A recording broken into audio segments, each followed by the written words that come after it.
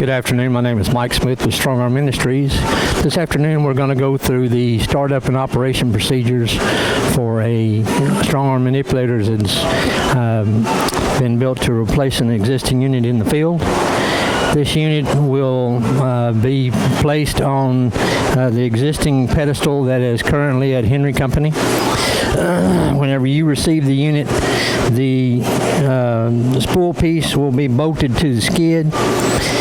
You will have a box that will have your air rotary joint and a pipe nipple that screws into the center of this plate, ports it into the tank here for your air supply.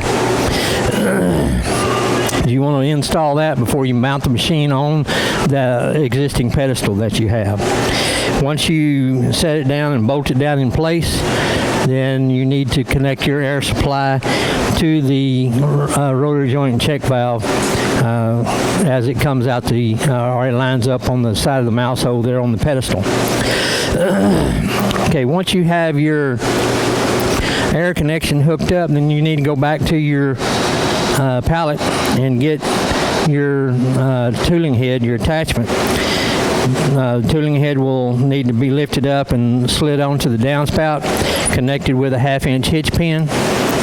And then you need to connect your air supply lines and your 2 signal lines for your power lift. Now, your last line here, which is wrapped here with a 1/4-inch coupling, is for your brakes, for the articulating arm, and for the mast. They're all on one switch here.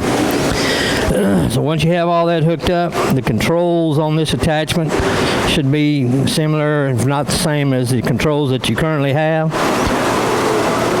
This is your brake switch for your rotary joint on your attachment, brake switch for the articulating arm and for the turret.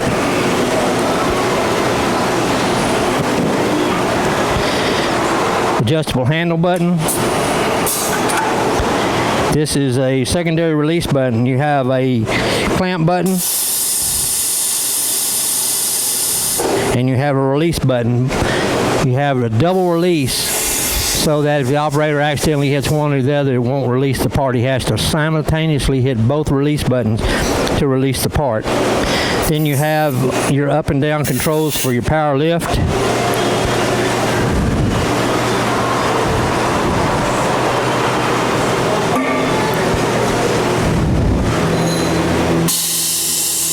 Clamp onto the product, lift up.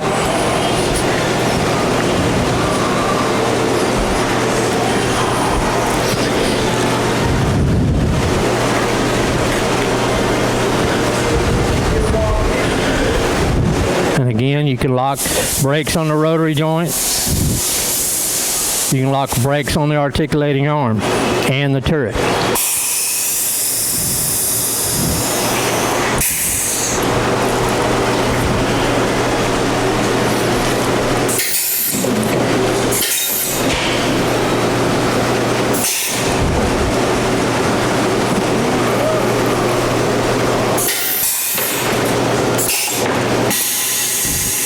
Again, to release, you got to hit both buttons simultaneously. If I hit one button or the other, it's not going to release. I have to hit both of them simultaneously to release the component. You have 360 degrees rotation here at the rotary joint.